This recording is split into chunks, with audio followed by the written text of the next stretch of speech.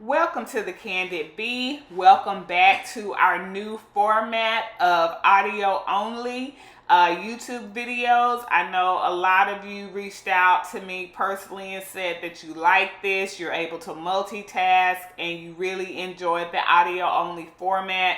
So please feel free to work, to clean, to drive, to just listen and go about your day as we continue on with this format just to see how well you guys like it.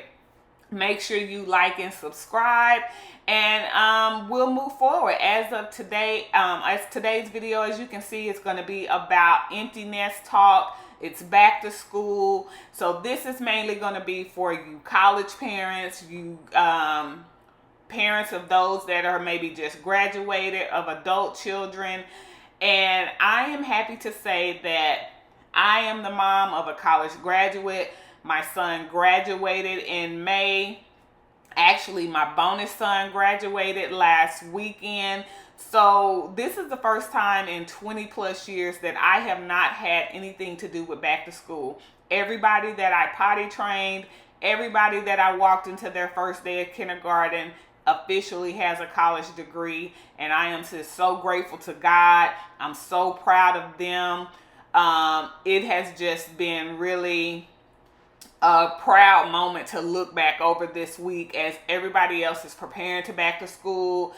Kids are getting school clothes, school supplies. Parents are talking on Facebook. They're posting the first day of school pictures. I see parents loading up cars and driving kids off and to college and decorating dorms. And again, for the first time in 20 years, this has nothing to do with me, and I could not be more ecstatic.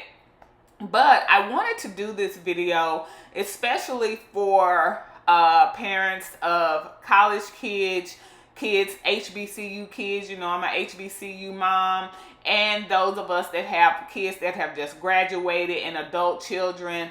I think it is very, very important that we know how to support them, how to go about things. We're in such a different social climate right now that our kids are not used to, and things we aren't used to. The job market is trash for us, so you know that for them, and they have spent all this time in college, and a lot of them are out trying to find their way in a horrible economy, on the verge of recession, in a country that most feel the empire is about to collapse. So I feel like having support and just talking through that with each other, and knowing how to support them, knowing how to support each other is very important. But I will just say, first of all, to those of you that are sending your kids off to college, universities, HBCUs, it is very important if you can find your kids' parent group for their school and their class, i.e., whatever university parents class of 2025, or whatever your kids' graduating class is. Look for those Facebook groups, look for them on Discord, look for them on GroupMe, or wherever they're meeting. Find your tribe, because those are the groups that are going to keep you informed, keep you locked in. They're going to be support. That was crucial to me in throughout my son's college years. My son went out of state to a HBCU in North Carolina, so I live in Texas, and we're not there. You know, and you want to allow them to be adults, and technically, you know, they are adults, but they are a lot of times inexperienced to the ways of the world. And this is some of their first times being away from home and being on their own. So you still need to stay locked in and don't be completely hands off, and allow them to mature into adulthood at a rate that makes sense for everybody. Because ultimately, as Claire Huxtable told Denise, we are your safety net. And we've been doing it so long and so well, half the time you don't even know we're doing it. And that is still going to be our role, your role as a parent. Listen to me talk about our role. Baby, I'm done with this, but I just want to help you out. So anyway, that is still going to be your role as a college parent as an empty nest parent. You still are going to be that safety net. You're still going to be that glass they break in case of emergencies. So it's best for you to stay 10 steps ahead. You know your child, and just stay aware. So those parents groups will really be a lifeline.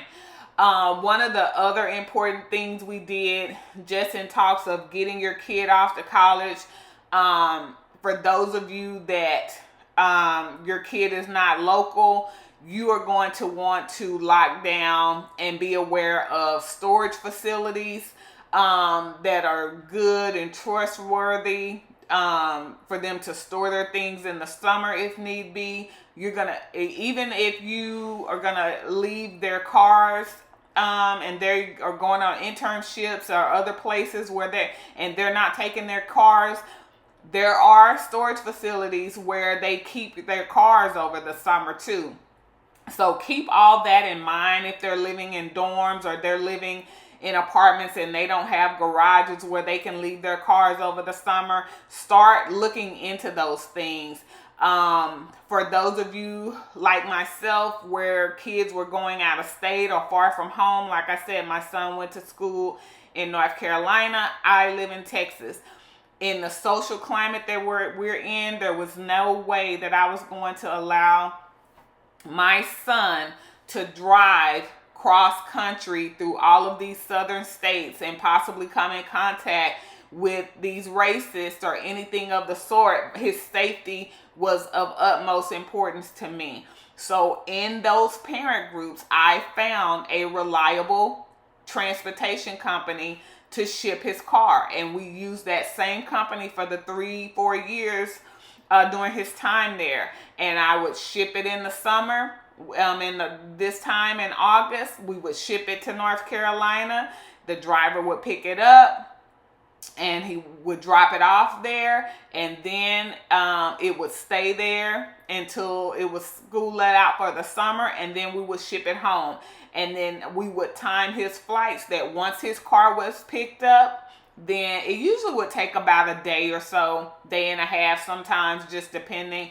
But when they picked his car up, he would get on a flight and fly to North Carolina. So by the time his car was driven and he was already there to receive it. And the same thing once he got home. We knew that once they pick that car up, then the clock starts. You need to head on home. And it worked flawlessly. It worked perfectly for us. We use the same company. And those are the type of resources that you will need and you will learn from those parent groups. And don't just be a taker. Also, when you find good vendors or you find information, share it, because that is going to be your support system. Also, as far as flights were concerned, you're gonna look for either direct flights, or sometimes if you have a Southwest airline, that can be good. If you have miles and points, all of that is gonna come in handy in order to get them back and forth during the times that they want to come and go home for breaks. So luckily, towards the end of my son's college year, his dad's wife worked for American Airlines, and she put him on her plan, and as a student, he was able to fly free. He had to fly standby, but I appreciated not having to come out of pocket for those flights. His other roommate's father worked for American Airlines, so he flew the same all the time. So you just have to learn the tricks and trades and use things that will help you. Also, if you're able to get in a parent group with their friend, their roommate's parents. Luckily, all of us were from Texas. 2 of the other kids, they went to high school with us, so I already knew their parents for the most part. But the moms, we had a group chat. We hipped each other to things. When it was time to get storage in the summer, one mom secured the storage, and we paid it and split it 4 ways, the cost for the summer. When it was time for them to get an apartment, they all moved off campus together, and I found an insurance vendor, shared it in the group, and we all had the same renter's insurance agent. So it's certain things like that. If you can find your tribe, just like they found their tribe, those friend groups, being in community with the parents, your kids' roommates, if possible, all of those things will help make things a little smoother. And it just worked out for us. So also, I saw somebody on Twitter the other day asking about how much college allowance did they give their kids. Now, I know a lot of kids work. My son did not work while he was at school. When he was 16, I added him to my Amex. So he had an extra card. It was building his credit. So he was already used to asking for permission to buy certain things. And when he went to college, we just kept that system. So I never really had to give him an allowance. He already had a card with his name on it. It was connected to my account. I paid the bill in full every month. And for the most part, I can monitor his charges. And then also, when you have a credit card, sometimes they'll have perks like so many Uber credits, which contributed to him if he needed to order Uber, if he needed to get to the airport, if he needed to order Uber Eats. If you have things like that, this is the perfect time for you to use those type of perks, because I don't use Uber, but they definitely came in handy. If he needed a ride to the airport, then I would get a credit back of $10 or whatever the case may be. So that was another benefit to us, and just using that one card. It was for flights, it was for incidentals, it was for groceries, and then you have some control over it. Excuse me, you can see what they're spending. If they get out of hand, you pull them back. But because I had already been fostering a responsible use of the card so early, we were already in a rhythm. So I just kept up with that. Now, of course, with cash, you're going to send them cash. That's kind of up to you to navigate that. But I just found using one card, you're responsible for paying it. It was just easier way for us to navigate. And again, we used that system all the way through till he graduated and came home. One of the other things I want to discuss is healthcare. Yes, they have on-campus healthcare, but when your kid moves off campus, or you need to make sure you send them with their insurance cards, you need to make sure that you know which pharmacies they're going to use, you need to make sure that you know which urgent cares are within their vicinity, and get them in a habit of knowing where these places are. That is also helpful and something that we came, in handy for us over the time period. So it's just little things like that. And one of the other things I want to talk about is once they come home, because with college graduation, it comes time where they have to, a lot of them come home if they don't immediately get their big boy or big girl jobs. My son hasn't found his big boy or big girl job yet, is what I call it. So he's came home and he's been applying. But we all know the economy that we're in. We all know the social climate that we're in. And it's not going to be just as easy for all of them.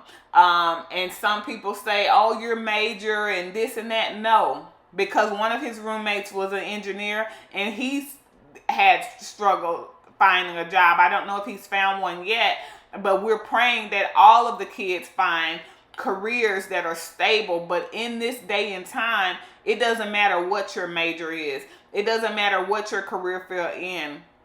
It doesn't matter your experience level, whether you're new to the job market and new college grad, or where you're experienced like I am and like some of us are. We are in tough economic times. We're on the verge of a recession, or some of us have said we've been in a recession. We are on the verge of this dynasty possibly collapsing altogether. And so your new college graduates and young adults, and even as an empty nester, you need to support them emotionally. You may need to assist them financially, but most importantly, emotionally and mentally, it's going to be important that they stay supported and spirits stay high. this is a very important time to lock in as a family, because they are adults now and they are responsible now for a lot of their own care. But you still need to be supportive where you can. So let them know, hey, you can't control every situation. You can only control what you can control. So if that means getting a job so that you have money coming in while you continue to look for that career path job or something that's a little bit more lucrative, but right now you do what you can and control what you can control. It will come. There's a lot of uncertainty out there right now, and a lot of us are struggling with careers and losing jobs. We all saw the stats that's been at the top of the headlines: 300,000 black women forced out of the workforce. So it is very important that we understand, not only is things kind of in limbo for us, it's definitely in limbo for them. So again, I say this is the time to lock in as family. This is the time to be supportive of each other. If they need to come home, let them come home if they need to, with the understanding that everybody is an adult. Everybody has responsibilities. Everybody needs to contribute. And that is how you support each other going forward, because they experience the greatest high of graduation, and then they're coming into one, a greatest uncertainty right now. And there is a thing as post-grad syndrome, where they have uncertainty. They do miss their friends, and they are just, some of them feel like they're going backwards because they're back home, living like they may have just been in high school. But they are adults, and we have to understand that there's an adjustment period there. There's an adjustment period of them maybe having to come back home when they're used to living on their own. And then they have to understand it's an adjustment period for us, because we had gotten used to being empty nesters. We had gotten used to nobody being in the house but maybe you or you and your husband.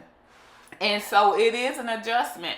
But I think this is a good time to build strong family bonds, strong family ties. So if your child has to come back home, then embrace it and use it to the benefit of your family. Talk about saving. Talk about cutting back. Talk about cooking as a family, going to church as a family, game nights, whatever makes sense to keep everybody's mental and emotional states lifted and spirits lifted. So use this as an opportunity if they have to come back home. If they're out there on their own, or they're living in different states or different places, make sure you're checking in with them. They may be going places where they don't know anybody. It's just like college all over again. And it is different for them. It's a new space. They don't have their friends. They don't have a campus full of people. They are adulting. They are in the real world now. So I ask that you also keep that in mind, and keep your spouse in mind. You guys have to be a team and a united front. Even if you're unmarried, if you're possible, and I know that everybody isn't always lucky to have good co-parenting relationships, and even though the boys we raised or started out raising together are adults, we are still family. And my ex-husband and I stay in community. We stay in conversation. If you have that luxury, use that to your advantage. It is good, I think, for the children, even when they're adults, to see a stable family foundation if it's possible. And if it's not possible, then do the best on your end that you can. Stay prayed up and try to focus on your self-care. And that way, when you prioritize your self-care, then you can pour into your family or pour into your adult kids when they need it. And then they can also look out for you. I love the fact that, and I'm going to be honest, sometimes I get a little spoiled because my son is back home. I don't have to take out the trash. I don't have to clean my car. I don't have to gas my car up. I don't have to do any of the things I don't want to do. I don't have to go on grocery store runs in evening if I don't feel like it. I don't have to leave my car at the airport anymore. I got an airport pickup. I got an airport drop off when I travel.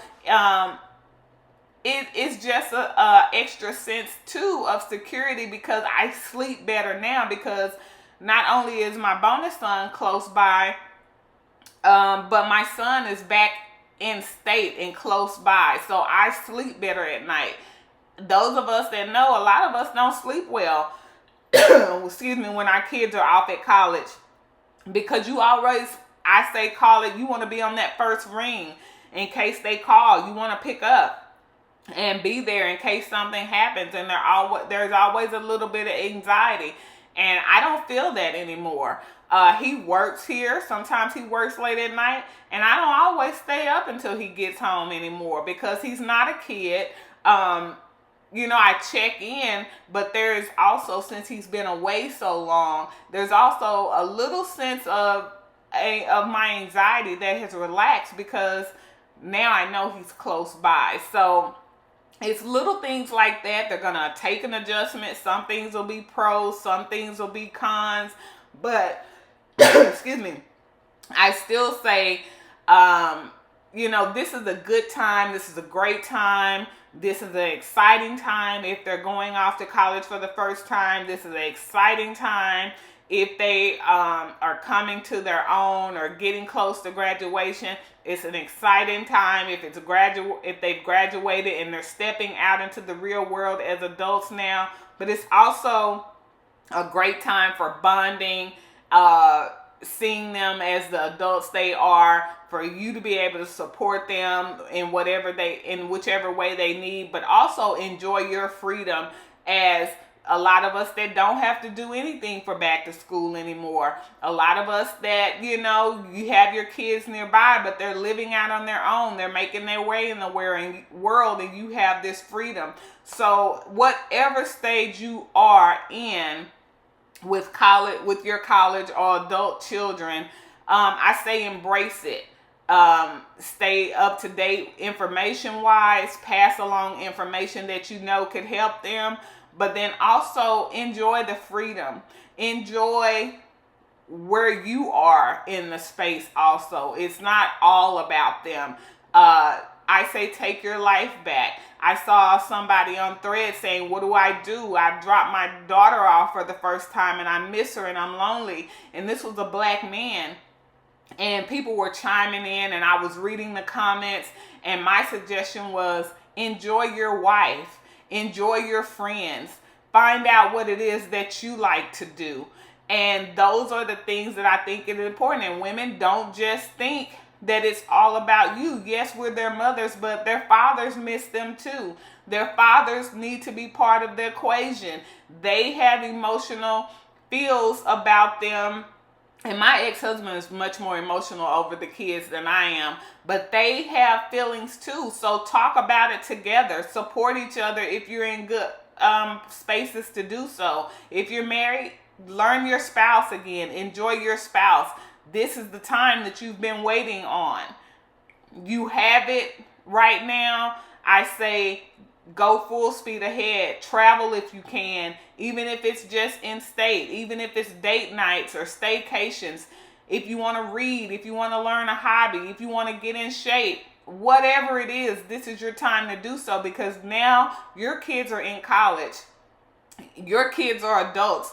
They don't need you as much. Yes, you're going to be there for in the ways that may look different now that they need you, but relish in getting your time back and getting your life back, and just do things that make you happy. And if you don't know what that is, find out what it is.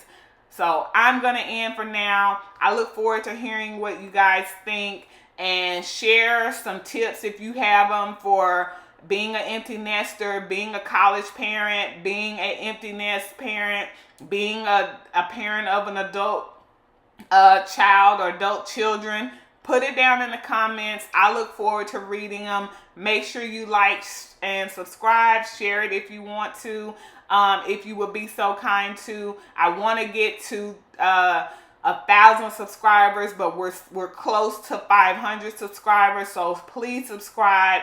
Encourage others to do so. I'm going to do my part on being more consistent about the videos, but I have to be led to talk about things sometimes, and I just really want to get the best format in order to do so. And I will see you guys later. Thanks for listening.